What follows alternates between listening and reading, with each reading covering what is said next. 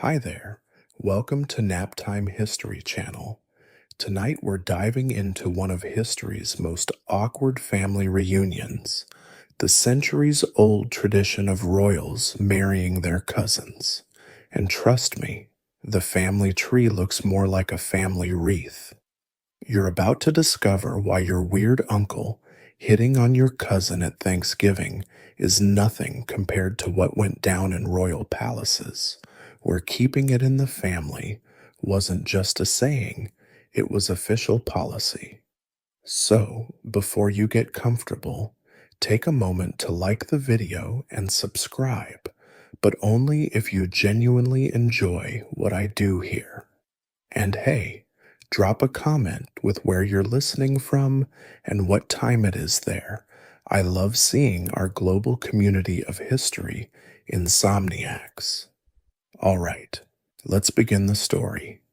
You're standing in the grand hall of an Egyptian palace, circa 1350 BCE, watching young Tutankhamun exchange vows with his half-sister Ankhesenamun, and nobody in the room finds this weird. The incense burns thick, masking what modern noses might detect as the telltale signs of genetic decline, the subtle asymmetry in the boy king's face, the way he leans heavily on his ceremonial staff. This isn't some scandalous secret. It's Tuesday in ancient Thebes. The pharaohs didn't invent cousin marriage, but they certainly perfected the art of keeping bloodlines so pure they practically sparkled with divine inbreeding. You see, when you believe your blood literally contains the essence of gods, sharing it with commoners seems about as appealing as mixing champagne with flat soda. The ancient Egyptians took this concept and ran with it, straight into a genetic wall. But here's where it gets interesting. The Egyptians weren't stupid. They noticed the pattern. Historians still argue whether they fully understood genetics, but they definitely observed that too much divine preservation led to what they politely called weakness of body. And palace physicians documented mysterious ailments that seemed to plague royal children more than commoners: clubfoot, scoliosis, and what we now recognize as classic signs of inbreeding depression. You might think this would stop them, but you'd be wrong. The political benefits outweighed the biological costs. When you marry your cousin, or in Cleopatra's case, your brother, you don't have to worry about foreign influence creeping into your government. No awkward in-laws demanding trade concessions or military alliances. Just one big, happy, genetically compromised family running an empire. The Habsburg jaw wouldn't emerge for another 3,000 years. But its ancestors were already taking shape in these Egyptian palaces. That distinctive jutting lower jaw that would eventually become the Habsburg trademark? The Egyptians had their own version. Artistic depictions from the Amarna period show elongated skulls and unusual facial features that scholars now believe weren't just artistic style, they were drawing what they saw. Meanwhile, across the Mediterranean, early European tribes were practicing their own forms of cousin marriage, though for entirely different reasons. While Egyptians were preserving divinity, Celtic and Germanic peoples were preserving property. You marry your cousin. The family farm stays intact. Simple economics wrapped in a wedding veil. The really bizarre part: modern genetic studies of ancient Egyptian royal mummies reveal something unexpected. Despite all the inbreeding, some dynasties showed remarkable genetic diversity. How? Well, let's just say not every royal baby was as royal as the official records claimed. Palace servants had a way of contributing to the gene pool when nobody was looking. Historians call these non-paternity events, which is a fancy way of saying someone's mom had a secret boyfriend. You're now sitting in a medieval monastery where a monk is carefully illuminating a manuscript that explains why God himself endorses cousin marriage among royalty. The gold leaf he's applying to the Virgin Mary's halo costs more than a peasant family earns in a lifetime. But that's exactly the point. Divinity doesn't come cheap, and neither does the right to rule. According to this beautifully illustrated text, royal blood isn't just special, it's literally a different substance than what flows through common veins, blessed by the Almighty and meant to be preserved like holy water in a crystal vial. The divine right of kings wasn't just about political power, it was a full-blown biological theory that would make modern geneticists weep into their lab coats. You see, medieval scholars genuinely believed that God had infused certain bloodlines with sacred essence during creation. Mixing this divine blood with peasant stock would be like watering down communion wine with ditch water. The theological gymnastics required to justify this theory were impressive. Priests cited biblical marriages between cousins, conveniently ignoring all those Old Testament warnings about incest. Here's where it gets wonderfully absurd. Different kingdoms had different theories about exactly how divine their blood was. French royalty claimed their blood could cure diseases. Thousands of people suffering from scrofula would line up to be touched by the king, believing his holy hemoglobin would heal them. The English monarchy insisted their blood gave them the ability to understand God's will directly. No priest required. The Holy Roman emperors went even further, suggesting their blood was so pure it could literally glow under certain celestial conditions, though curiously, nobody ever seemed to witness this supernatural light show. The Spanish took the cake, or rather, the communion wafer.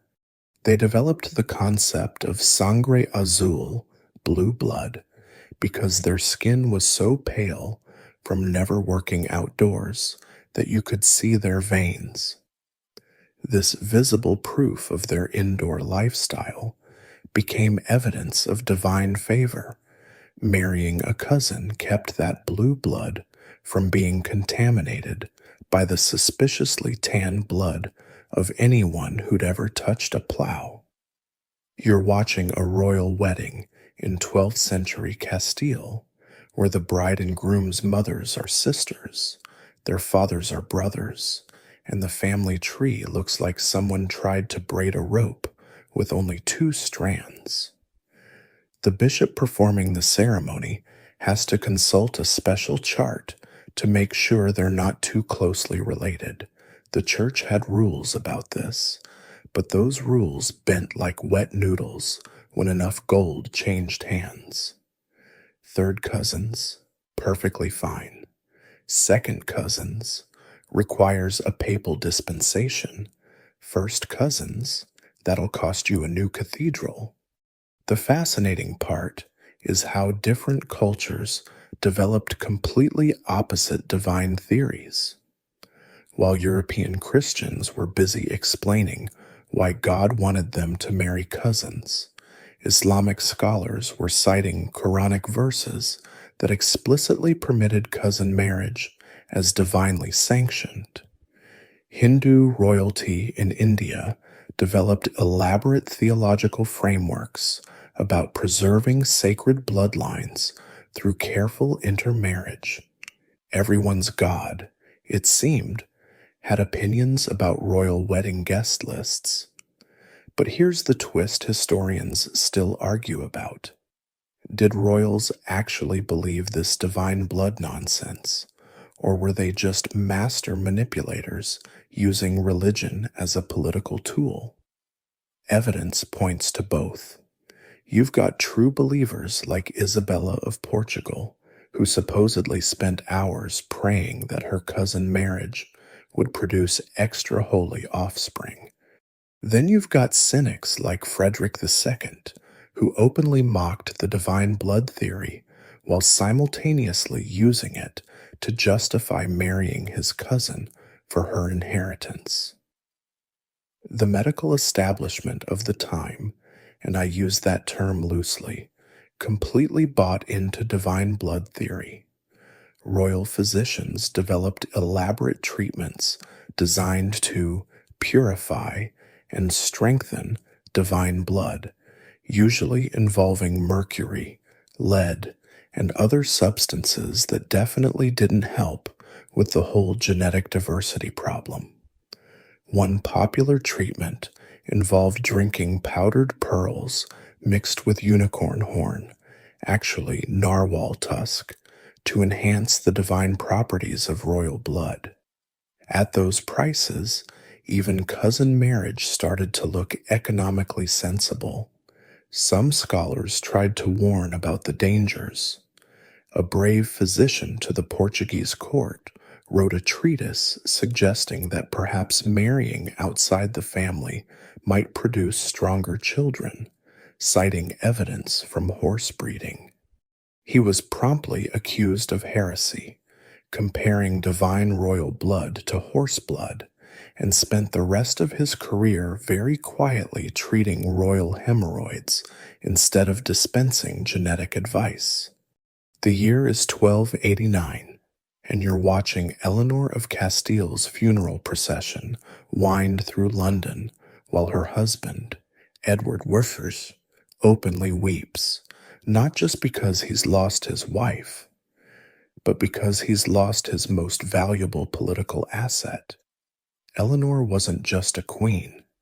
She was a carefully selected cousin whose marriage sealed alliances, transferred territories, and kept vast wealth circulating within the same 5 families who'd been intermarrying since Charlemagne gave them all titles.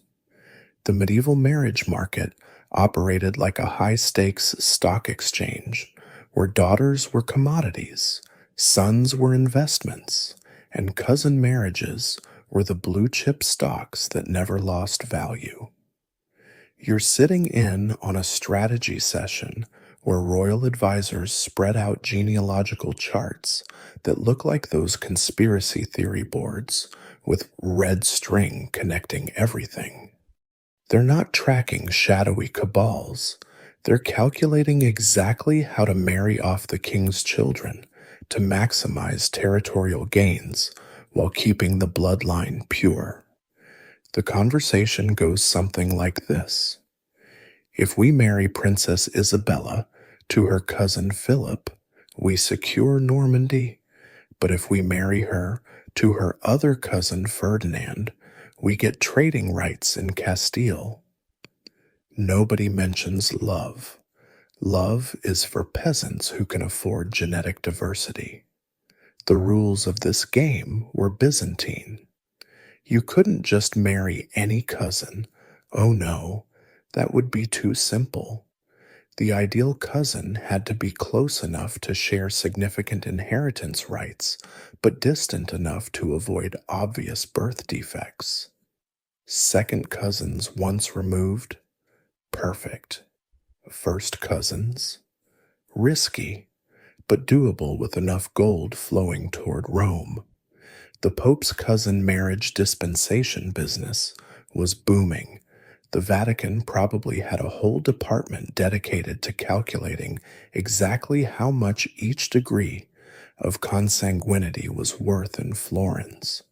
Here's where medieval logic gets deliciously twisted. Families would literally diagram their inbreeding strategies generations in advance.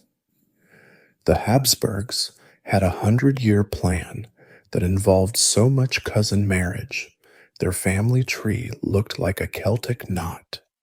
They'd arrange marriages for unborn children, betting on gender, like some aristocratic fantasy football league. If Duke Wilhelm has a daughter and Count Friedrich has a son, they'll marry. If they're both daughters, we'll need them to marry the Bavarian cousins instead. The trading aspect was brutal. Daughters were packaged with dowries like Amazon Prime bundles. Marry this cousin, get 3 castles and fishing rights in the Baltic. But wait, there's more. Act now, and we'll throw in her sister as a backup wife in case the first one dies in childbirth.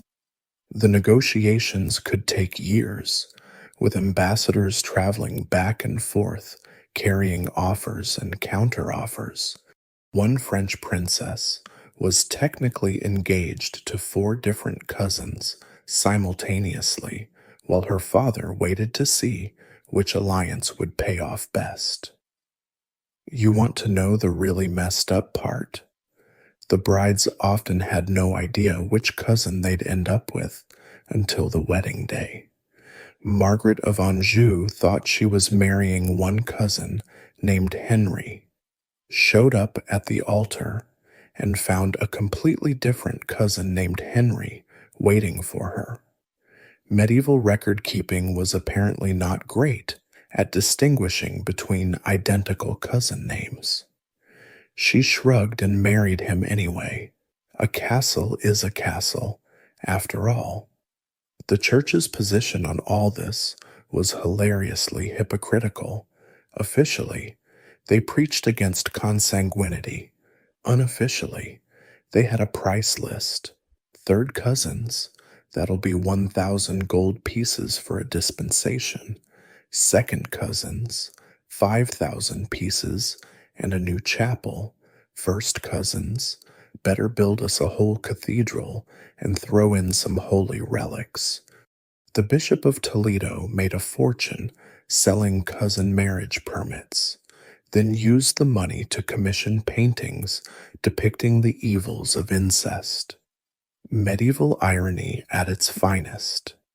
Historians still argue whether these arranged cousin marriages were worse than regular arranged marriages. On one hand, at least cousins had met before at family gatherings.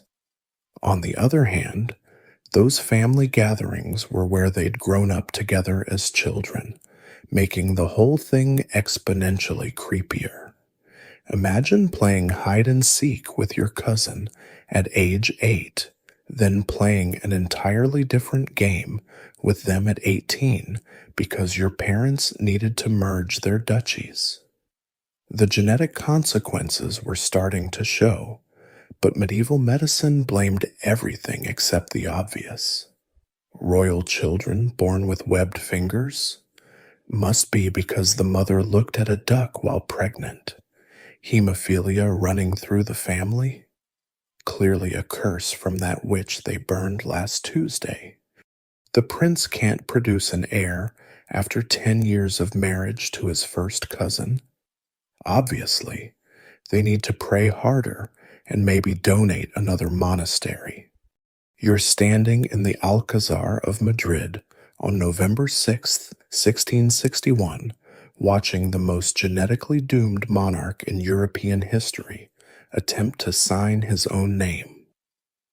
Charles II of Spain, product of centuries of Habsburg cousin marriage, can barely hold the quill. His jaw protrudes so far he can't chew food properly. His tongue is too large for his mouth, and at age 4 he still can't walk or talk. The court pretends not to notice, but you can see the horror in the ambassadors' eyes as they realize this drooling, seizure-prone man-child controls an empire spanning half the globe. The Habsburg family tree hasn't been a tree for generations. It's more like a family pole, with the same names appearing over and over as both ancestors and descendants. Charles's parents were uncle and niece. His grandparents were cousins. And if you trace back just 3 generations, you find that all of his great-great-grandparents descended from the same couple. Modern geneticists calculate his inbreeding coefficient at 0.254, higher than the offspring of brother-sister incest. In layman's terms, he's genetically more similar to himself than most people are to their siblings. You want to hear the most grotesque part? The Habsburgs were proud of this. That famous jutting jaw wasn't seen as a deformity. It was branded as the Habsburg jaw, a mark of pure royal breeding, like a pedigree stamp on a show dog. Portrait artists were instructed to emphasize it, not hide it. Coins were minted showcasing that magnificent mandible. Foreign princes, attempting to marry into the family, would literally practice jutting their own jaws forward in portraits to seem more Habsburg-esque. The Spanish court developed an entire protocol around managing Charles's disabilities while maintaining the fiction of divine sovereignty. 12 people were employed solely to wipe his constantly drooling mouth. His food was pre-chewed by servants because his jaw and tongue made normal eating impossible. State documents were guided beneath his hand while someone else moved the quill. During royal audiences, ministers learned to interpret his grunts and gestures as profound wisdom. One French diplomat wrote home, describing how the king's seizure during a meeting was explained as a moment of divine communion. But Charles wasn't stupid. That's the tragic irony. Inside that broken body was a mind aware enough to know something was terribly wrong. He reportedly told his confessor he believed he was cursed, that demons tormented him, that God had abandoned Spain. Historians still argue whether his reported hallucinations and paranoia were symptoms of his genetic disorders or just the reasonable response of a disabled man trapped in an impossible situation. The really insane part: even as Charles lay dying, childless, naturally, despite 2 cousin marriages, the Spanish nobility were already planning which cousins to marry next. It's like watching someone's house burn down and immediately drawing up plans to rebuild it with the same faulty wiring. The War of Spanish Succession that followed his death killed hundreds of thousands, all because the Habsburgs had literally bred themselves into extinction. You're reading the autopsy report, and it's a medical horror show. Charles's body contained a single shrunken testicle, black as coal. His head contained barely a thimbleful of water instead of normal brain fluid. His heart was the size of a walnut. His intestines were rotting while he was still alive. The court physicians, products of the same aristocratic inbreeding they served, declared these abnormalities were caused by sorcery, because obviously generations of uncle-niece marriages couldn't possibly be the culprit. The European reaction to Charles II's condition varied wildly. The French, always ready to mock their rivals, commissioned pornographic pamphlets depicting the Spanish royal family as literal monsters.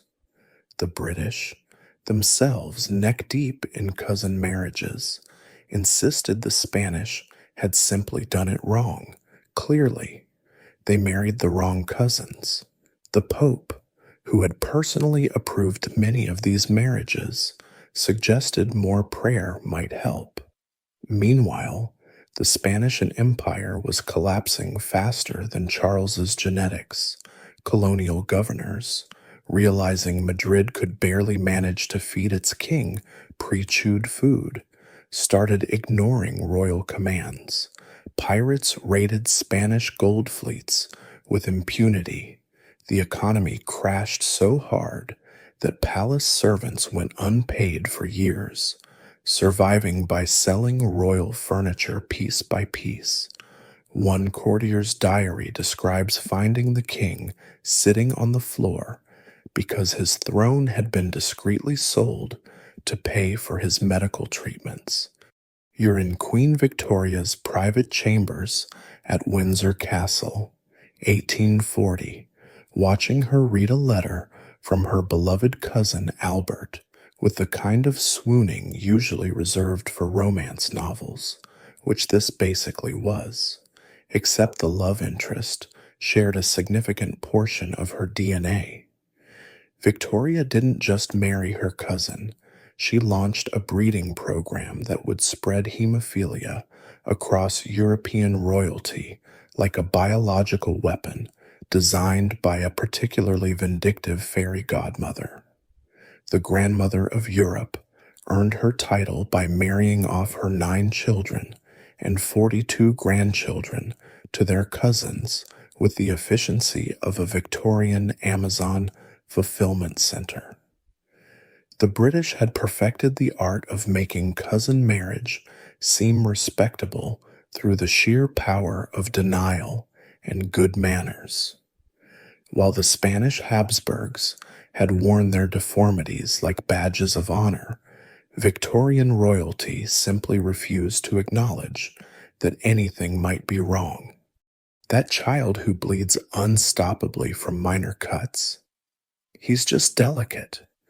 The princess who needs special cushions because her blood won't clot, she's simply refined. The term hemophilia was whispered in royal corridors like a curse word at a church picnic. You're watching Victoria's daughter Alice marry her cousin Louis of Hesse, and everyone's pretending this is perfectly normal and not at all related to why several male children in the family seem to bruise if you look at them too hard. The wedding is gorgeous, thousands of white roses, a cake taller than some of the inbred flower girls, and absolutely no mention of the fact that the bride carries a genetic time bomb that will detonate in the bodies of her sons. Here's the grotesque genius of Victorian cousin marriage. They turned it into a romantic ideal. While previous centuries had been honest about the political motivations, Victorians insisted their cousins' marriages were based on true love.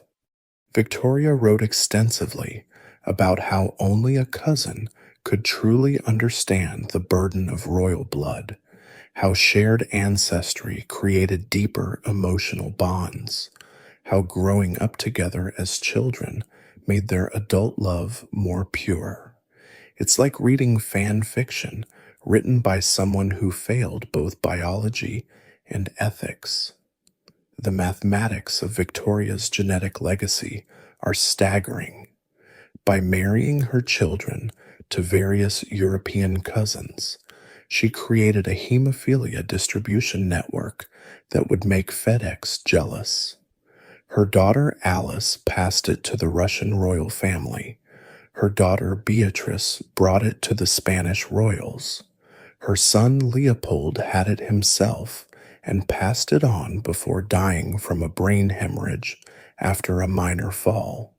Historians still argue whether Victoria knew she was spreading a genetic plague or if she genuinely believed her matchmaking was divinely inspired.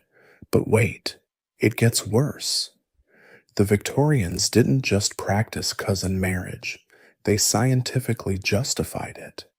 Francis Galton, Charles Darwin's cousin, because of course he was, used statistical analysis to prove that cousin marriage among the elite produced superior offspring. He conveniently ignored all the bleeding children and focused on things like refinement of features, and delicacy of constitution, Victorian euphemisms for sickly but symmetrical.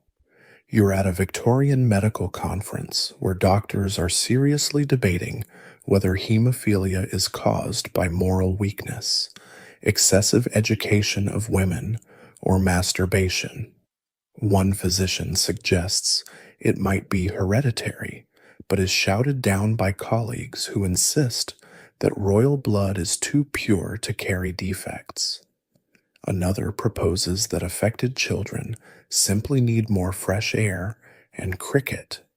Nobody mentions that maybe, just maybe, marrying your cousin for 5 consecutive generations might be problematic. The personal letters between royal cousins during this period read like a soap opera written by someone with a genetics textbook and no sense of irony. Dearest cousin Wilhelm, writes Princess Sophie, I dreamt of you last night and woke with such palpitations. Mother says it's only natural, as our blood calls to blood. Wilhelm writes back, describing his own hereditary passions and how only someone who shares his ancestry could understand his special needs, which included a withered arm he was born with, probably from generations of cousin marriage. The British press, meanwhile, portrayed these cousin marriages as the height of romance. Newspaper illustrations showed Victoria and Albert as the ideal couple, conveniently cropping out their numerous dead or dying grandchildren. Society magazines gushed about how keeping love in the family created stronger dynasties. One editorial actually argued that marrying outside the cousinage was basically adultery against your bloodline. The Victorian talent for moral gymnastics was truly extraordinary. You're in the Winter Palace in St. Petersburg, 1904, watching Tsarina Alexandra frantically write another letter to a mystical faith healer about her son's latest bleeding episode. The hemophilia that Queen Victoria so generously distributed through cousin marriages has arrived in Russia like a genetic Trojan horse, and the Romanov dynasty is about to discover that divine blood clots just as poorly as the peasant variety. Nicholas II married his cousin Alex of Hesse, Victoria's granddaughter, and their son Alexei's hemophilia would help bring down a 300-year-old empire. But sure, at least they kept the bloodline pure. The twisted irony is that Nicholas and Alexandra were genuinely in love, one of the few royal cousin couples who actually chose each other.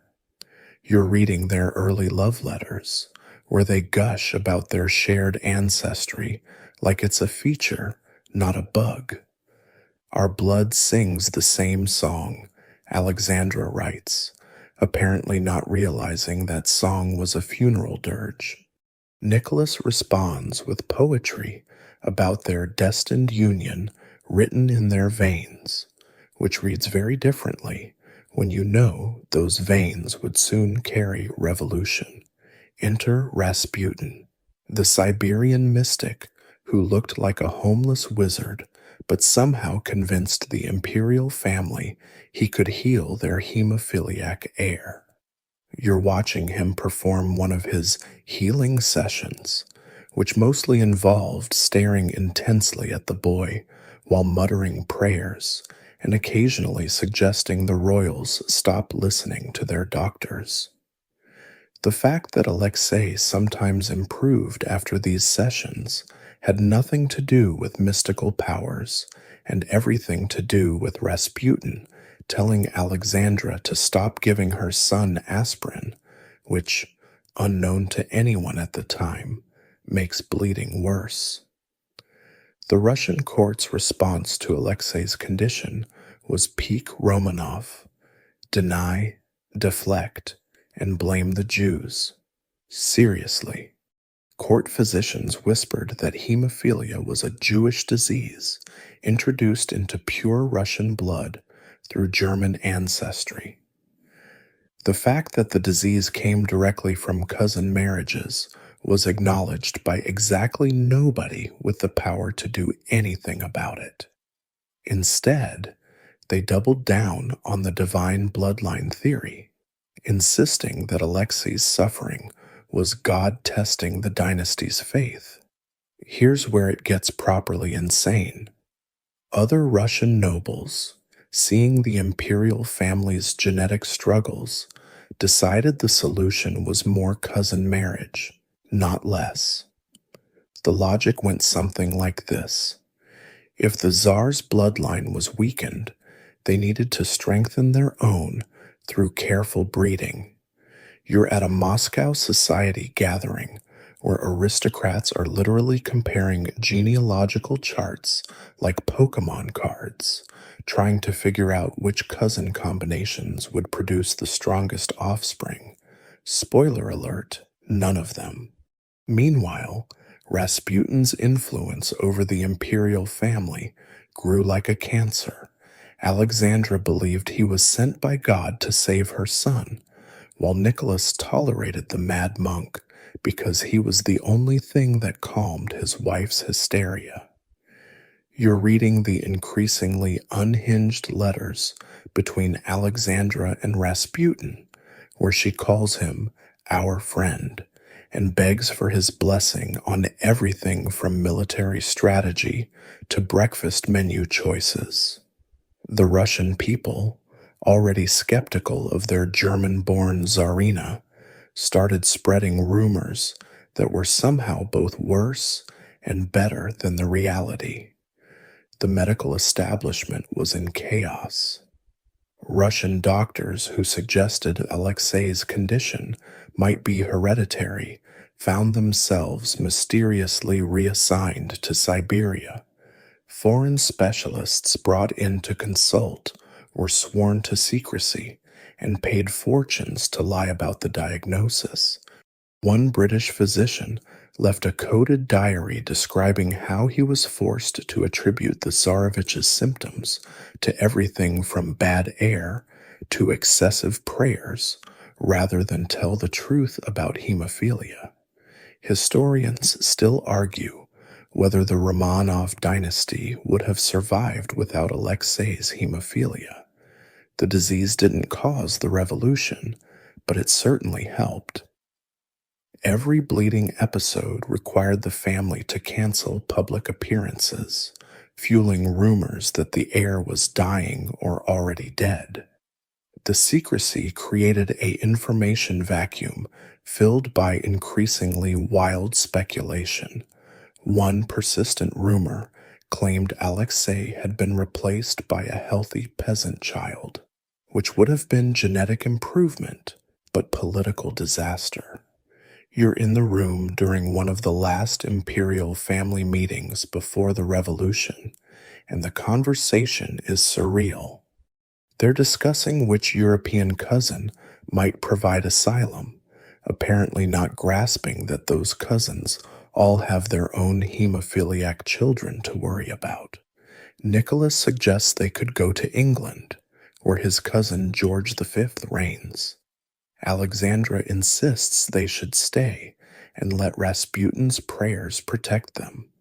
Nobody mentions that maybe, just maybe. Centuries of cousin marriage creating bleeding children might indicate some flaws in the whole divine bloodline theory. You're sitting in the Forbidden City, 1661, watching the Kangxi Emperor review marriage proposals for his children with the same methodical attention he'd give to military campaigns. The Chinese approach to cousin marriage was refreshingly practical. None of this European nonsense about divine blood or sacred essence. For imperial Chinese families, marrying cousins was about mathematics, keep the power equation balanced, prevent civil wars, and ensure that every potential heir has exactly the same investment in not burning down the dynasty. The fact that it occasionally produced emperors who collected ceramic cats and talked to imaginary dragons was considered an acceptable trade off. The Chinese had been perfecting strategic cousin marriage for over 2,000 years, making European royalty look like amateur genealogists. You're examining a Tang Dynasty marriage chart that required a PhD in mathematics to understand. The goal wasn't just to marry cousins. It was to create a web of intermarriage so complex that starting a civil war would mean attacking your own grandmother, cousin, and daughter-in-law simultaneously. One Tang emperor supposedly needed a full-time advisor just to remind him how he was related to his various wives. Japanese shoguns took a different approach, turning cousin marriage into an art form as refined as their tea ceremonies. You're in Edo period Japan, where the Tokugawa shoguns have established a system where marrying your cousin isn't just encouraged, it's basically mandatory for maintaining your samurai status.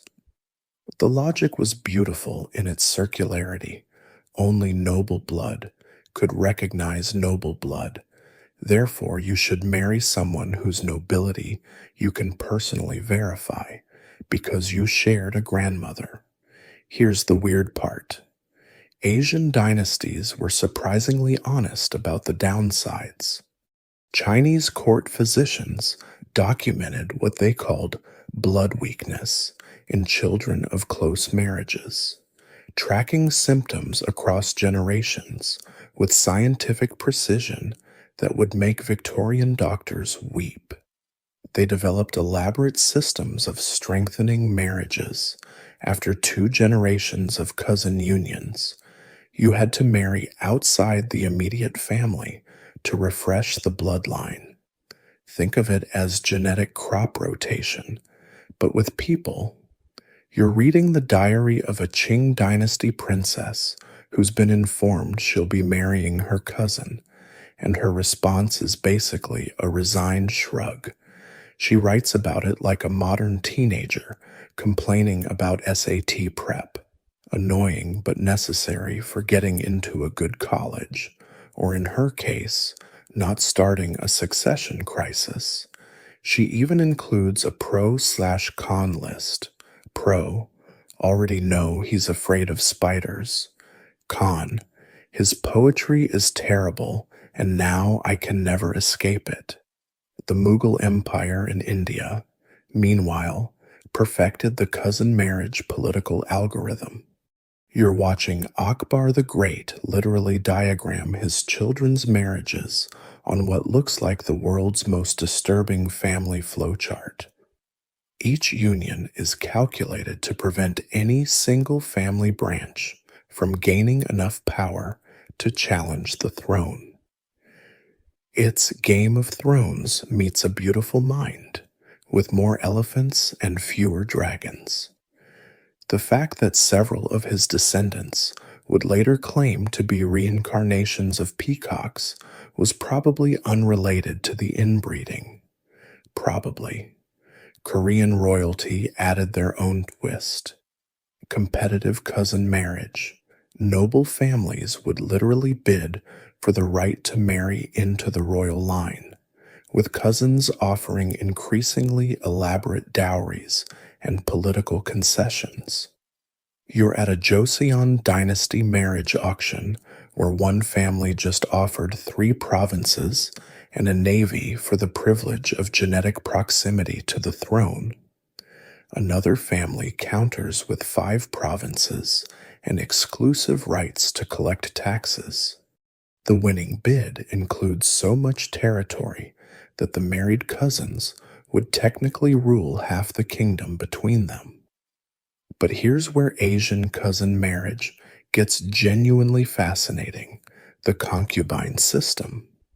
Unlike European royalty, who pretended their cousin marriages were about love and divine right. Asian dynasties openly maintained secondary wives specifically for genetic diversity. You're in a Chinese emperor's harem, where the official empress is his first cousin, but his 100 concubines are carefully selected from different provinces and ethnic groups. It's like they understood portfolio diversification centuries before modern finance. Sure, keep the political power in the cousin marriage, but hedge your genetic bets with the concubines. Historians still argue whether this approach was more or less ethical than European practices. On one hand, at least they acknowledged the genetic risks and tried to mitigate them. On the other hand, treating women like breeding stock in a eugenic experiment isn't exactly progressive. One Ming Dynasty scholar wrote a treatise arguing that cousin marriage was like tea, best when blended with other ingredients rather than served pure. His metaphor breaks down when you realize he was basically comparing women to beverage components. But points for trying. You're standing in the Topkapi Palace in 1520, watching Suleiman the Magnificent review his father's solution to the cousin marriage problem, and it's absolutely unhinged. The Ottomans looked at centuries of European inbreeding disasters and said, "Hold our Turkish coffee, we're going to try something completely different." Instead of marrying cousins to preserve power, Ottoman sultans developed two innovative practices: massive harems for genetic diversity and ritual fratricide to prevent civil wars. Because apparently murdering your brothers was more civilized than marrying your cousins. The Ottoman system was grimly efficient. When a new sultan took power, his first royal duty was to strangle all his brothers with a silk cord. Silk, because royalty deserved a luxury execution. You're reading the official court record from Mehmed III's ascension in 1595, where he eliminated 19 brothers and 20 sisters in a single afternoon. The palace deaf mutes who carried out the executions worked overtime that day. The European ambassadors watching were horrified, but also quietly impressed by the thoroughness. No cousins to marry if you've murdered all your siblings. Ottoman problems require Ottoman solutions. But here's the genius part. The harem system wasn't just about the sultan's pleasure, though that was definitely a perk. It was a carefully managed genetic diversity program. The Valide Sultan, the sultan's mother, would personally select women from different ethnic backgrounds across the empire: Circassian for their beauty, Ukrainian for their hardiness, Ethiopian for their intelligence, according to Ottoman stereotypes that were somehow both racist and weirdly progressive.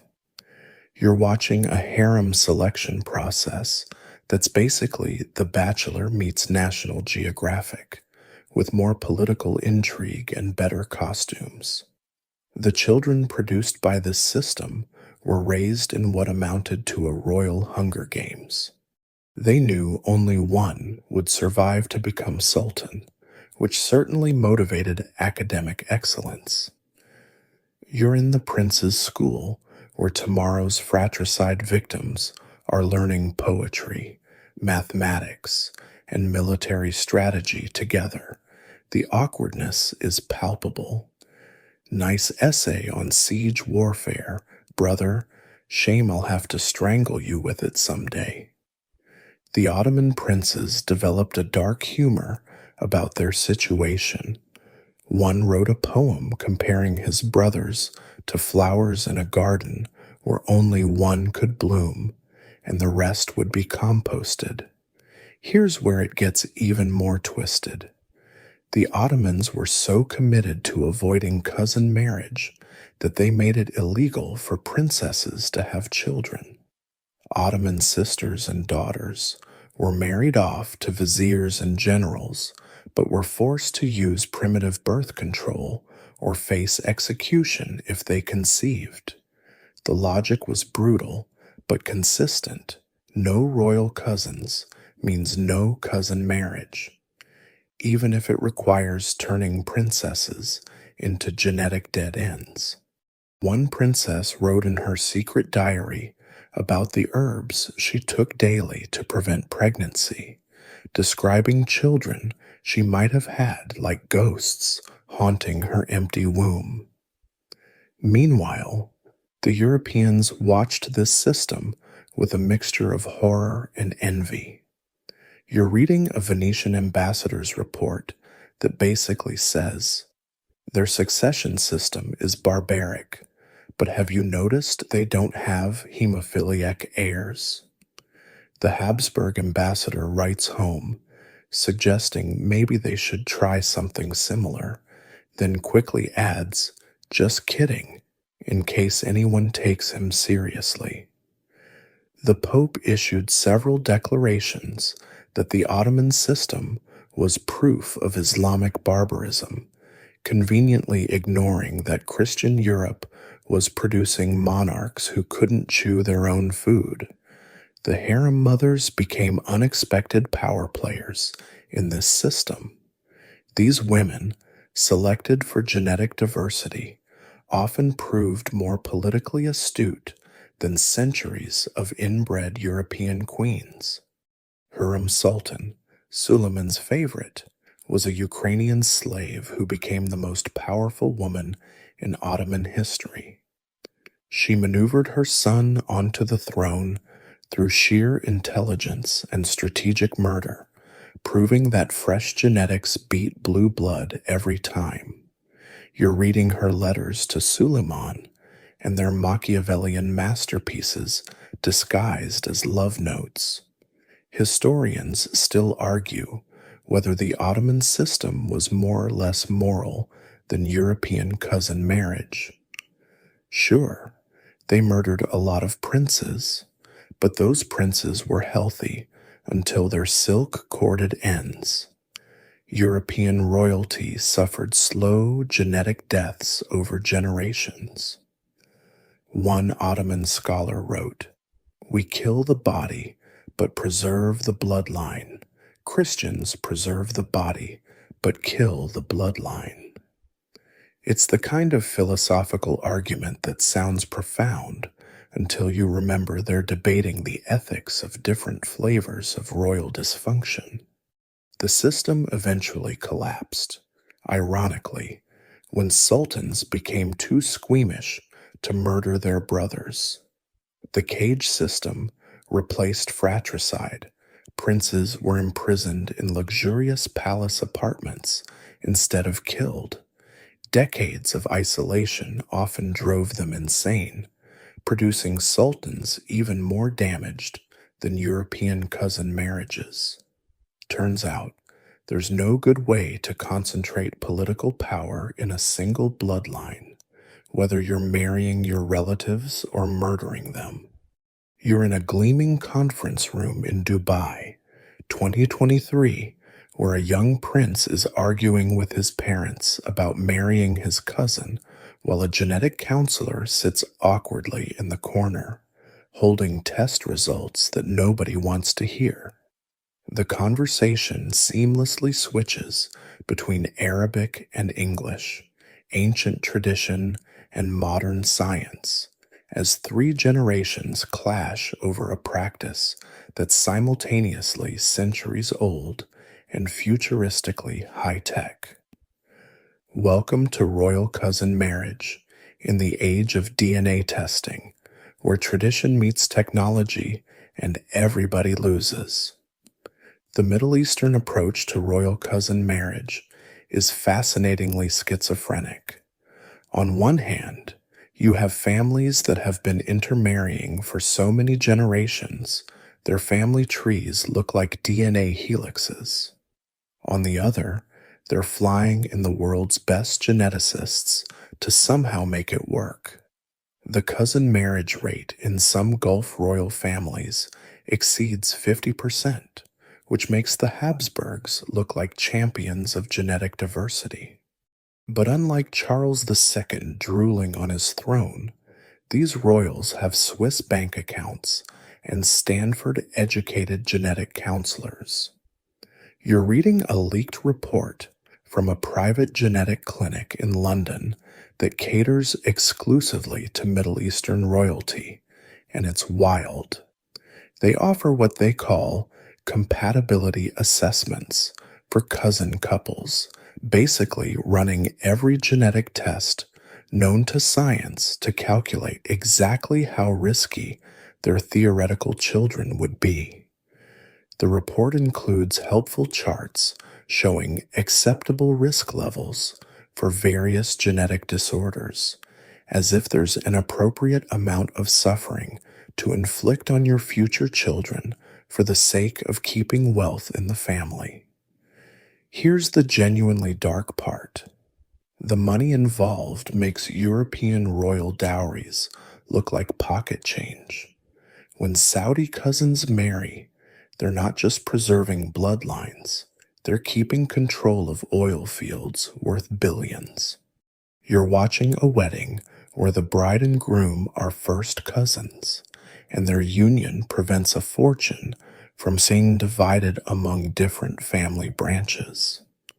The prenuptial agreement is thicker than a phone book and includes clauses about what happens to the petroleum rights if their children are born with genetic disorders. The justifications are a masterclass in cognitive dissonance. Religious scholars cite Quranic verses permitting cousin marriage while carefully ignoring the parts about not harming your offspring. Modern princes with MBAs from Wharton explain how cousin marriage preserves family values while their children undergo gene therapy in Swiss clinics. One royal family member actually argued that cousin marriage is green because it reduces the carbon footprint of wedding travel. The mental gymnastics required to make cousin marriage seem environmentally friendly deserve an Olympic gold medal. You're in a support group meeting in Riyadh. Yes, they have these, where parents of children with rare genetic disorders meet secretly to discuss their struggles. The meetings are technically illegal and definitely scandalous. One mother whispers about her son's metabolic disorder while carefully not mentioning that she married her first cousin. Another describes spending millions on experimental treatments in America. Nobody explicitly connects their children's conditions to cousin marriage, but the unspoken understanding hangs in the air like incense at a funeral. The younger generation is starting to rebel, armed with 23andMe results and Instagram influencers promoting genetic diversity. You're scrolling through a private WhatsApp group where young royals share memes about family trees looking like family wreaths and debate whether it's worth losing their inheritance to marry outside the bloodline. One princess posts her genetic test results showing she's technically more related to herself than most people are to their parents. The comments range from laughing emojis to serious discussions about freezing eggs and using donor sperm. But the old guard isn't giving up without a fight. Traditional matchmakers have evolved into genetic consultants who use DNA testing to find the safest cousin matches. You're watching one explain to a wealthy family how their daughter's second cousin, once removed, is genetically optimal for maintaining family cohesion while minimizing autosomal recessive disorders. It's like watching someone use a smartphone app to navigate by the stars, technically using modern tools, but fundamentally missing the point. Historians still argue whether oil wealth makes modern royal cousin marriage better or worse than historical versions. Sure, these children have access to world class medical care that Charles II could never dream of, but they're also born into a system that can afford to perpetuate genetic risks indefinitely. One Bahraini scholar wrote, "We have replaced natural selection with financial selection, but the genes don't care about your bank balance." His book was banned in 6 countries, probably because it hit too close to home. You're in Bangkok, 1910, watching King Chulalongkorn's funeral procession, where 77 of his children from 92 wives are trying to figure out how to mourn their father without accidentally flirting with their half siblings. The mathematics of Thai royal polygamy created a cousin marriage situation that would require a supercomputer to untangle. When your father has nearly 100 children, finding a noble to marry who isn't somehow related becomes less needle in a haystack and more needle in a needle factory where all the needles are your cousins. The Thai system represents peak reproductive chaos theory. Chulalongkorn wasn't even trying for a record. Thai kings traditionally maintained massive households to ensure succession, forge alliances, and because apparently collecting wives was the royal equivalent of stamp collecting. You're looking at a court diagram trying to track the relationships, and it resembles those conspiracy boards from detective shows, except every string leads back to the same incredibly busy king. The royal genealogist reportedly went through 3 assistants and developed a drinking problem trying to keep it all straight. Here's where it gets mathematically insane. With 77 children from multiple mothers, the half sibling relationships alone created 2,926 unique genetic combinations. Now factor in that these children would need to marry within the nobility, a limited pool, and that many nobles were already related to the royal family from previous generations of intermarriage. You're basically watching a genetic Sudoku puzzle where every square is filled with cousins. The next generation had essentially no choice but to marry relatives. It was cousins all the way down. You're reading the memoir of one of Chulalongkorn's daughters, who describes the awkward process of figuring out which princes she could flirt with at royal gatherings. "Mother gave me a list," she writes, "but it was outdated by the following week when father recognized 3 more children.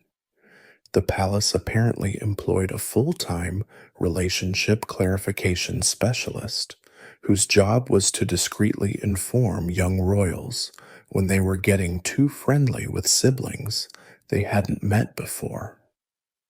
The genius, or madness, of the Thai system was that it created so many potential heirs that succession disputes became practically impossible. You can't have a war of succession when there are literally dozens of equally valid claimants who are all related to each other in 17 different ways. It's like trying to have a family feud at a reunion where everyone is family on both sides. One British diplomat described it as succession by saturation.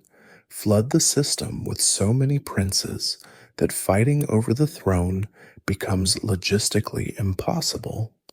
But the genetic bill came due in the next generation. You're in a 1920s medical clinic where royal physicians are trying to diagnose Why so many young princes and princesses suffer from what they politely call constitutional weaknesses. The symptoms range from mild learning disabilities to severe developmental disorders, but nobody dares suggest the obvious cause. Instead, they blame everything from the Bangkok humidity to excessive Western education. One doctor's private notes, discovered decades later, simply say, "too many cousins," underlined 3 times. The cultural impact was bizarre. Thai noble families started practicing defensive marriage strategies, basically trying to outbreed the royal family to maintain distinct bloodlines. You're at a noble wedding where the bride's family is celebrating that she's marrying someone who is definitely, absolutely verified by 3 genealogists, not her cousin. It's the aristocratic equivalent of a sobriety chip. Meanwhile, the royal family continued merrily intermarrying because at a certain point, what's one more cousin in the mix? Modern Thai historians still argue whether Chulalongkorn's reproductive strategy was genius or madness. On one hand, it created political stability through sheer genetic confusion. On the other, it turned the entire nobility into an extended family reunion where everyone was related to everyone else. One scholar described it as achieving peace through mutual inbreeding, which sounds like the worst possible solution until you realize it actually worked for several generations. The documentation from this period reads like absurdist literature. Royal birth announcements had to include relationship charts. Wedding invitations came with genealogical footnotes. One princess's diary includes a section titled "Princes I Cannot Marry," updated monthly. The Palace Protocol Department developed an entire system of colored sashes to indicate degree of relationship at social gatherings: green for safe to marry, yellow for distant cousins, red for siblings, and a special purple for it's complicated. You're watching the last generation raised under this system try to explain it to their Western educated children, and the conversations are comedy gold. Your great aunt is also your step grandmother and your third cousin, twice removed. Dad, that's genetically impossible. Welcome to Thai royal genetics. Son, nothing is impossible, just improbable and inadvisable. You're in a Cambridge University laboratory, 2015, watching a genetics professor project a Habsburg family tree onto the wall while her students gasp in horror. She's color-coded it by genetic disorders: blue for hemophilia, red for porphyria, yellow for mental illness, and the Spanish branch is lit up like a diseased Christmas tree. This, she says, clicking to the next slide showing DNA analysis, is what happens when your family wreath loops back on itself for 16 generations. The students laugh nervously, but several European exchange students look distinctly uncomfortable, probably calculating their own royal ancestry. Modern genetic mapping has turned royal genealogy into a horror show with scientific commentary. Scientists can now trace specific mutations through royal bloodlines like following breadcrumbs, except the breadcrumbs lead to genetic dead ends and children who couldn't survive without modern medicine. You're reading a groundbreaking study that analyzed DNA from preserved royal remains, and the results are brutal. That famous Habsburg jaw, caused by a recessive gene that got amplified through cousin marriage, until it became the family's genetic signature, like a corporate logo designed by natural selection's evil twin. The hemophilia mapping is even worse. Researchers have traced Queen Victoria's mutation through 3 generations of European royalty, creating what one geneticist called a cascade of bleeding crowns. You're looking at a chart showing how one woman's defective factor 9 gene spread through cousin marriages to Russia, Spain, and Germany, contributing to the fall of multiple monarchies. It's like patient zero for a genetic pandemic, except instead of washing their hands, everyone kept marrying their cousins. Here's where it gets darkly fascinating. Scientists have discovered that some royal lines developed partial immunity to their own inbreeding. After centuries of cousin marriage, certain populations evolved compensatory mechanisms. Basically, their genes figured out workarounds for the damage. You're reading about purging selection, where the most harmful recessive genes get eliminated because children who inherit 2 copies die before reproducing. It's evolution's quality control, except the factory keeps producing defective products. The DNA evidence has also revealed centuries of royal lies. Remember all those pure bloodlines the royals were so proud of? Genetic testing shows they're fiction.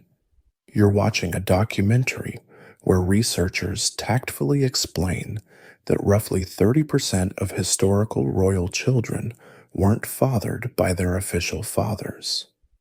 Those healthy princes who mysteriously appeared in otherwise sickly dynasties? Thank the stable boys and guards who contributed their peasant genetics to the royal gene pool. One researcher joked that the real heroes of European history were the queens who committed strategic adultery. Modern royals are handling these revelations with varying degrees of grace. Some families have embraced genetic counseling, quietly ending centuries of cousin marriage tradition. Others are in spectacular denial. You're reading a leaked email from a European royal family trying to suppress a genetic study that would reveal exactly how inbred they are. They actually argued that publishing the data would violate their genetic privacy. Apparently, privacy extends to hiding that your family tree is a family shrub. The medical implications are staggering. Researchers studying royal genetic disorders have accidentally advanced our understanding of rare diseases. The Habsburg jaw led to breakthroughs in understanding mandibular prognathism. Hemophilia in royal families accelerated blood disorder research by decades. One scientist noted ironically that centuries of royal suffering have contributed more to genetic medicine than any intentional research program. It's probably not the legacy those cousin-marrying royals intended. You're at a medical conference where a researcher presents his findings on founder effects in royal populations. Because these families were so isolated genetically, they're perfect for studying how specific mutations propagate. He shows a slide of European royalty and says, "This is what happens when you turn your gene pool into a gene puddle." The academic audience laughs, but you notice the Spanish researcher isn't smiling, probably thinking about Charles II. Historians still argue whether this genetic evidence changes how we should view historical events. Did hemophilia really contribute to the Russian Revolution? Would the Spanish Empire have survived with genetically healthier rulers? One school of thought argues that genetics is destiny, that these empires were doomed by their own DNA. Another insists that focusing on genetics ignores the complex social and economic factors. A third group suggests that maybe, just maybe, marrying your cousin for 20 generations affects both your genetics and your decision making abilities. The real tragedy is that we now know exactly how preventable it all was. Modern genetic modeling shows that just one or two outbreedings per generation would have prevented most of the disorders. But tradition, politics, and greed kept the cousin marriage machine running until the genetic bill came due with compound interest. You're rifling through the Vatican's secret archives. They're not called secret anymore, but old habits die hard. Where a sweating graduate student has just discovered documentation that would make a Game of Thrones look like a church picnic. The papers detail a systematic cover-up of royal bastard lines that saved European dynasties from genetic collapse. While official histories record cousin marriage after cousin marriage, the real story was written in the bedsheets of ladies in waiting, stable boys with suspicious promotions, and queens who took spiritual advisors very literally.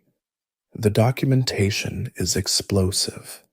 You're reading a coded diary from a 16th century Spanish courtier who meticulously tracked which royal children were actually fathered by whom. His entry for one prince reads, "Officially, the son of His Most Catholic Majesty and his cousin wife.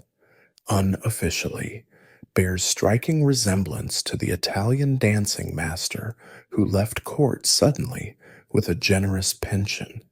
The courtier even included sketches comparing facial features. It's like medieval Maury Povich, but with better wigs and worse dental work. Here's the brilliant bit. Everyone knew, and everyone pretended not to know. The court physicians who declared sickly, cousin-spawned infants tragically weak, while robust bastards were proclaimed blessed with royal vigor, weren't idiots. They were co-conspirators in a genetic rescue mission.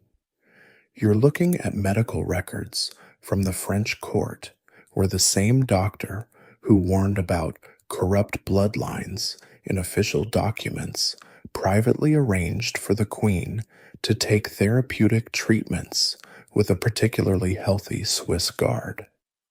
The queens who orchestrated these affairs were genetic heroes disguised as adulteresses. Take Marie of Austria, who after producing 3 sickly children with her cousin husband, suddenly bore 5 healthy princes following her religious awakening that required extensive private prayer sessions with a young confessor. You're reading her private letters where she essentially says, "If God wanted pure Habsburg blood, He wouldn't have made the stable boy so pretty." The woman understood genetic diversity better than any scientist of her era. The church's role in this genetic theater was Oscar-worthy. Bishops who publicly preached about the sanctity of marriage were secretly arranging spiritual retreats where barren royal wives could experience miraculous pregnancies. You're examining records from a monastery that coincidentally hosted numerous queens exactly 9 months before they gave birth to healthy heirs. The abbot's accounts show unusual expenses for visiting brothers who apparently needed silk sheets and exotic wines for their monastic duties. But the real artists were the royal mistresses who produced backup heirs. While official wives dutifully produced cousin-bred children who died young, Mistresses were popping out healthy bastards like a genetic insurance policy. Louis XIV's mistresses produced so many healthy children that France essentially had a shadow royal family ready to step in if the legitimate line failed. You're reading a letter where one mistress literally offers to lease her womb to save the dynasty. My children with his majesty bloom like roses, while the queens wither like cut flowers. Perhaps it's time to acknowledge which garden truly serves France. The bastards themselves lived in a weird genetic limbo. They knew they were healthier and often smarter than their legitimate half-siblings, but law and custom barred them from inheritance. You're reading the memoir of one duke's bastard who writes, I watch my true-born brother struggle to walk while I could run marathons, yet he will be duke and I will be lucky to manage his estates. Such is the price of genetic diversity. Some bastards were legitimized when the cousin-bred heirs inevitably died off, suddenly transforming from shameful secrets to dynastic saviors. The cover-up infrastructure was impressive. Royal accountants developed creative line items to hide payments to mistresses and their children. Maintenance of the royal stables often meant maintaining the stable boy's family after he'd performed stud services. Chapel renovations funded convents where pregnant ladies in waiting could discreetly give birth. One Austrian accountant's ledger includes an entry for dove procurement that coincidentally matches the annual cost of raising a bastard child. Apparently, doves were very expensive in Vienna. Historians still argue about how many European nobles today descend from these alternative genetic contributions, rather than official bloodlines. DNA testing suggests it's a lot more than anyone wants to admit. One study delicately concluded that non-paternal events occurred in approximately 30% of royal births, which is academic speak for the Queen was getting it elsewhere. Modern royals really don't want to discuss this, probably because it means their ancient bloodlines are about as pure as a Vegas cocktail. You're looking at a final document, a deathbed confession from a Habsburg court physician who admits to facilitating over 40 miraculous conceptions during his career. He writes, I have saved the dynasty through sin and subterfuge. God may judge me, but at least the children I helped create can walk without assistance and speak without drooling. It's probably the most honest document in the entire archive. You're in Monaco, 2019, watching Prince Albert II navigate a birthday party where half the guests are related to him in ways that would require a whiteboard to explain. The Principality of Monaco perfectly encapsulates the modern royal marriage crisis. When your country is smaller than Central Park, and your dating pool consists of about 12 families who've been intermarrying since the Crusades, finding a non-related noble to marry becomes an Olympic sport where everyone loses.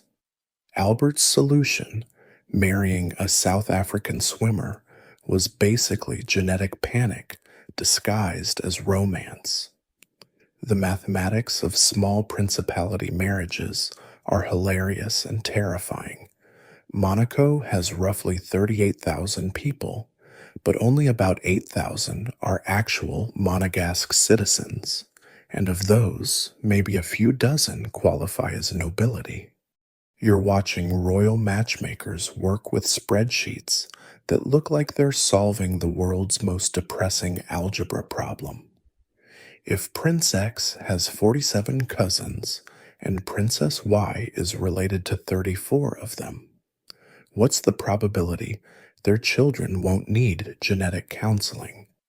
Answer: just marry a commoner and scandalize your grandmother. Liechtenstein is even worse.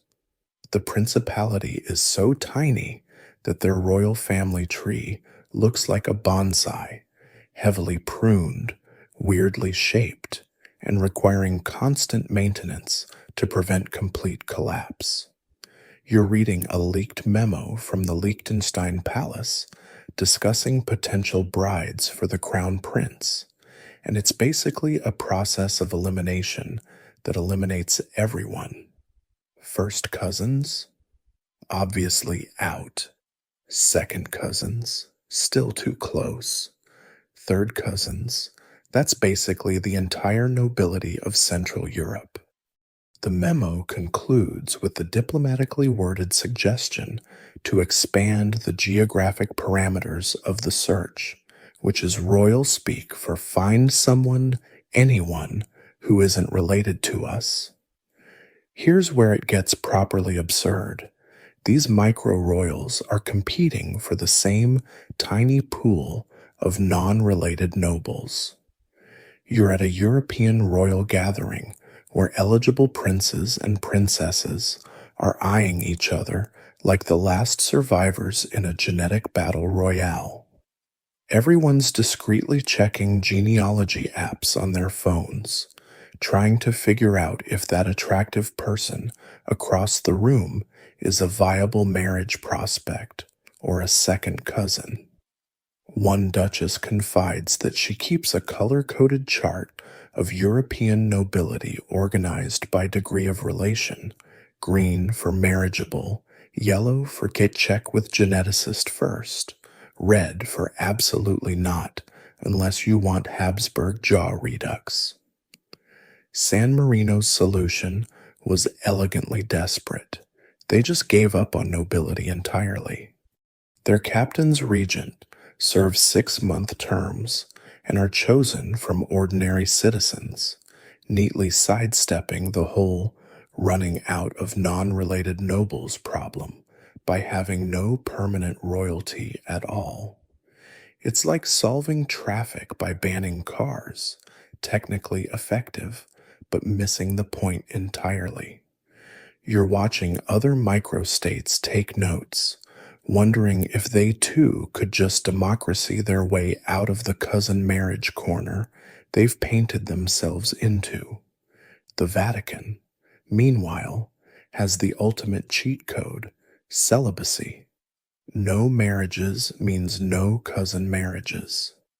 Of course, the historical evidence suggests that papal celibacy was more of a suggestion than a rule, but at least the illegitimate children of various popes didn't have to worry about marrying their cousins. They usually didn't even know who their fathers were. You're reading a Renaissance document listing the suspected offspring of Pope Alexander VI, and it's basically a genetic diaspora with papal DNA scattered across Italy like holy confetti. Luxembourg found a different solution: aggressive commoner acquisition. Their recent Grand Dukes have married Cuban lawyers, Belgian countesses of dubious nobility, and Swiss commoners with such enthusiasm that the old nobility are clutching their pearls hard enough to make diamonds. You're at a Luxembourg state dinner where the old guard are politely seething while the Grand Duke's extremely non-noble wife charms everyone with her refreshing lack of inherited genetic disorders. The really dark comedy is watching these tiny royals try to maintain standards while running out of options. Andorra's co-princes solved the problem by not being hereditary. One is always the Bishop of Urgel, and the other is the French president, which means their biggest genetic concern is whether French politicians constitute their own inbred subspecies. Meanwhile, Other micro-royals are expanding their definition of acceptable marriage faster than their gene pools are shrinking. Historians still argue whether these microstates prove that monarchy is genetically unsustainable or just needs better management. One scholar called it evolution in action, watching natural selection slowly eliminate hereditary rule through lack of genetic diversity. Another argued that these tiny royals are pioneering the future of monarchy. Abandon the cousin marriage, embrace the commoners, and hope your subjects don't notice that your ancient bloodline now includes a yoga instructor from California. You're looking at birth announcements from various micro-royalties, and the desperate creativity in describing non-noble spouses is pure poetry. Of ancient merchant lineage means her dad owns a grocery store. Descended from pastoral nobility means his great-grandfather had sheep. Connected to the traditional banking families means she worked at Credit Suisse. It's genealogical fiction at its finest, turning commoners into quasi-nobles through the magic of creative writing. You're in a sterile laboratory in Oxford, 2021, watching a genetic counselor explain to a young European prince why his family's insistence on a proper noble marriage is basically asking for a genetic disaster.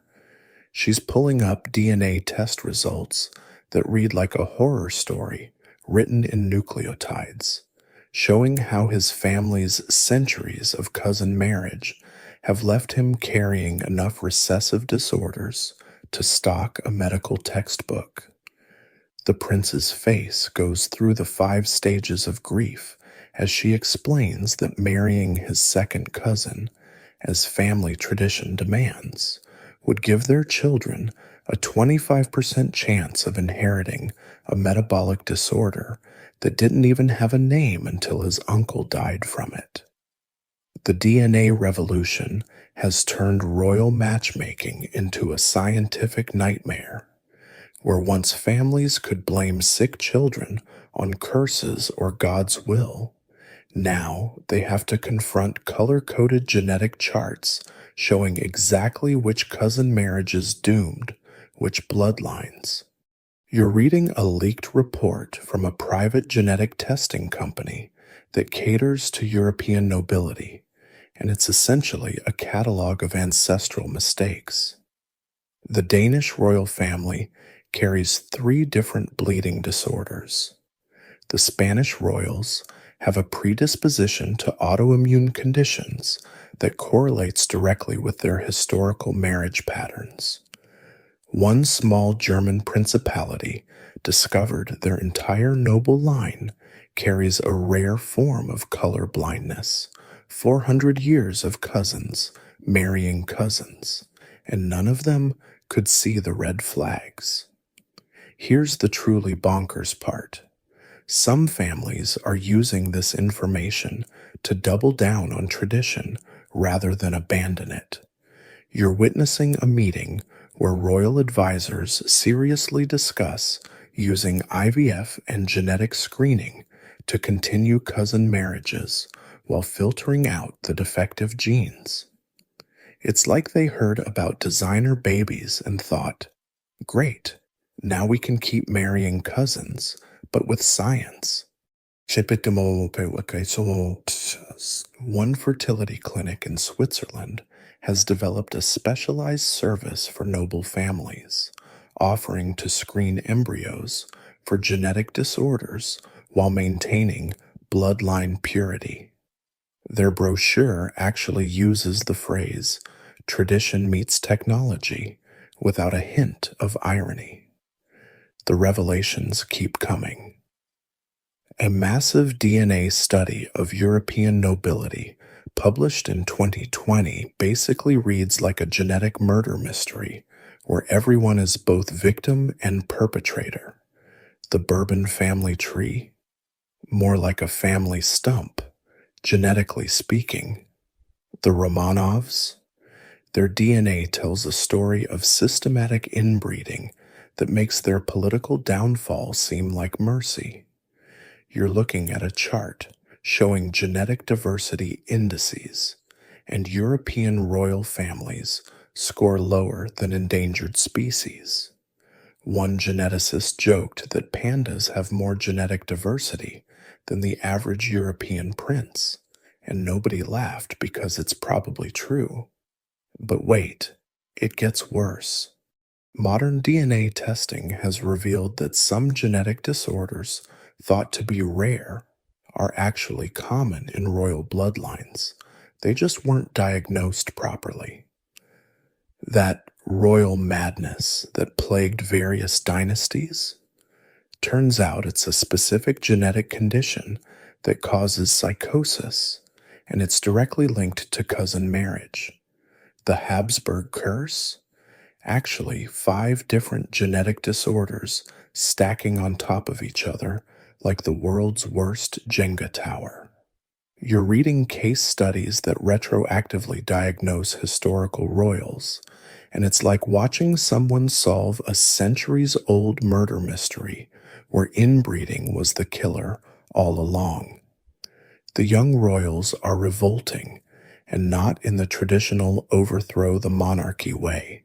They're revolting against centuries of genetic tradition, armed with 23andMe results and Instagram influencers promoting hybrid vigor.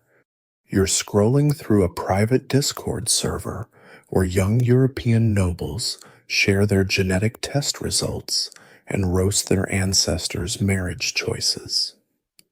One princess posts her carrier status for 11 different recessive disorders with the caption, "Thanks for nothing, great-great-grandparents who were also siblings." Another shares a meme comparing his family tree to a Celtic knot with the comment, "At least we're consistent." The establishment is fighting back with increasingly desperate arguments. Royal genealogists are working overtime to find historical examples of successful cousin marriages, conveniently ignoring the mountains of stillbirths and sick children. You're reading a position paper from a Royal Heritage Foundation arguing that genetic diversity is a modern fad and that traditional marriage patterns preserved European culture for centuries. Sure, they also preserved hemophilia, porphyria, and jaw deformities, but apparently that's just the price of culture. Historians still argue about whether DNA testing will end royal cousin marriage or just make it more sophisticated. The optimists believe that genetic science will finally break the cycle, forcing even the most traditional families to accept reality. The pessimists point out that royals have been ignoring obvious genetic disasters for centuries. Why would scientific proof change anything? The realists suggest that economic pressure, not genetic evidence, will end the practice. After all, it's hard to maintain a monarchy when your heirs keep dying from preventable genetic disorders. You're at Westminster Abbey, July 2027, watching as news breaks that Princess Charlotte has announced her engagement to a software engineer from Manchester, whose ancestors include a Nigerian merchant, a Polish baker, and exactly 0 European nobles. The British press is having a collective aneurysm trying to decide whether to celebrate the modernization of the monarchy or mourn the end of a 1,000-year tradition. Meanwhile, geneticists worldwide are quietly popping champagne because the British royal family just added more genetic diversity in one engagement announcement than they had in the previous 5 centuries combined. Kate Middleton started the revolution, whether she meant to or not. When a middle class girl whose ancestors sold coal and flew planes married the future king, she didn't just break protocol, she broke the genetic sound barrier. You're looking at comparative DNA analyses showing that Prince George has more genetic diversity than every British monarch from William the Conqueror to Elizabeth II combined. His cells are basically hosting a United Nations meeting of chromosomes, and they're all getting along better than his purely royal ancestors ever did. The old guard is dying, literally, in some cases, from genetic disorders, but mostly from apoplexy. You're reading the leaked WhatsApp messages from a group chat of elderly European nobles, and it's like watching dinosaurs complain about the meteor. In my day, you could trace your spouse through at least 6 different ancestral lines. Types a duchess, whose family tree is more of a family wreath. Another complains that commoner blood weakens the divine mandate, apparently not noticing that the divine mandate didn't prevent her nephew from inheriting 3 different metabolic disorders. Here's the beautiful irony. The royals marrying commoners aren't just saving their gene pools, they're saving their monarchies. Public approval ratings for royal families correlate directly with how many commoners they've married. The Norwegian royals, who've been enthusiastically marrying commoners for generations, enjoy 80% approval ratings. Meanwhile, those clinging to noble intermarriage are about as popular as genetic disorders at a pediatric conference. You're watching focus groups respond to different royal couples, and the pattern is clear. People like royals who won't produce children with preventable genetic conditions. Revolutionary concept. The fertility clinics catering to nobility are pivoting faster than tech startups. Where once they offered discreet genetic screening for cousin couples, now they're advertising genetic diversity optimization and hybrid vigor enhancement. You're reading promotional materials that sound like they're selling designer babies. Combine your ancient noble heritage with robust commoner genetics for offspring that embody the best of both worlds. It's eugenics meets capitalism meets the desperate desire to have children who can walk without assistance. Young royals are treating genetic diversity like a competitive sport. Princess Estelle of Sweden is reportedly dating a Brazilian engineer whose ancestry includes indigenous peoples, Portuguese colonizers, and escaped slaves. Her potential children would be like a genetic UNESCO World Heritage Site. Prince Christian of Denmark is seeing a Korean-Australian doctor whose family tree actually branches instead of loops. You're watching royal watchers calculate diversity scores for potential royal marriages like they're trading cards. Ooh, she brings sub-Saharan African ancestry.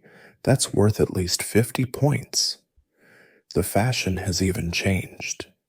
Where once royal portraits emphasized pale skin and refined features, aka inbreeding indicators. Now royals are flaunting their healthy, hybrid vigor offspring.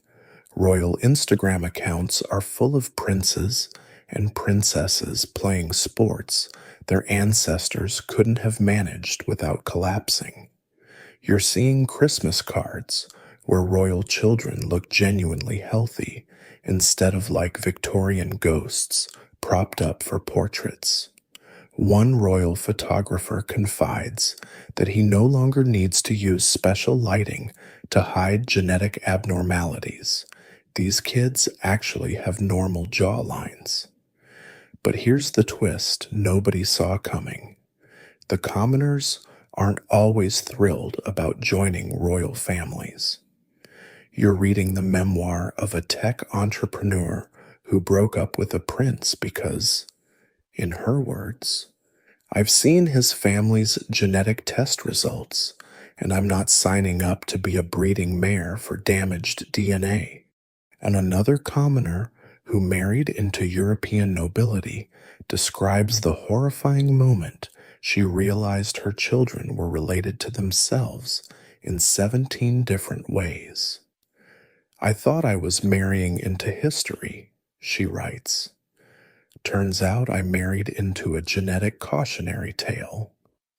Historians still argue whether this represents evolution or revolution. The optimists claim we're witnessing the natural adaptation of monarchy to genetic reality. The pessimists insist it's the beginning of the end once you abandon bloodline purity. What makes royalty royal? The pragmatists point out that surviving with genetic diversity beats going extinct with pure blood. As one young prince put it, I'd rather have healthy commoner children than royal cousins with metabolic disorders. The future is here, and it's magnificently mixed. Royal nurseries that once carefully tracked bloodline percentages now celebrate genetic diversity like a botanical garden celebrating biodiversity. Where cousin marriage once preserved power, commoner marriage now preserves existence itself. It took 1,000 years, but natural selection finally won. The royal blood isn't blue anymore. It's every color of the human rainbow, and it's never been healthier. As our strange journey through the tangled bloodlines of history draws to a close, you find yourself back in the present, perhaps lying in your own bed, free from the worry of checking genealogical charts before swiping right on dating apps. The palaces have grown quiet now, their halls no longer echoing with the whispers of cousins planning weddings or physicians hiding genetic disasters behind Latin diagnoses. The portraits on castle walls watch with painted eyes that can't blink, frozen in time, their subjects forever young and forever related to each other in ways that modern science has taught us lead nowhere good. But perhaps there's hope in those newest photographs, the ones showing princes and princesses with genuine smiles and partners whose ancestry sprawls across continents like roots of different trees, finally allowed to intertwine. The blood that once ran so blue it nearly stopped flowing altogether now pulses with the vibrant diversity of humanity itself. Let the old bloodlines rest now, buried with their secrets in royal crypts where DNA sleeps undisturbed. Tomorrow's monarchies, if they survive at all, will be built on stronger foundations than cousin marriage could ever provide.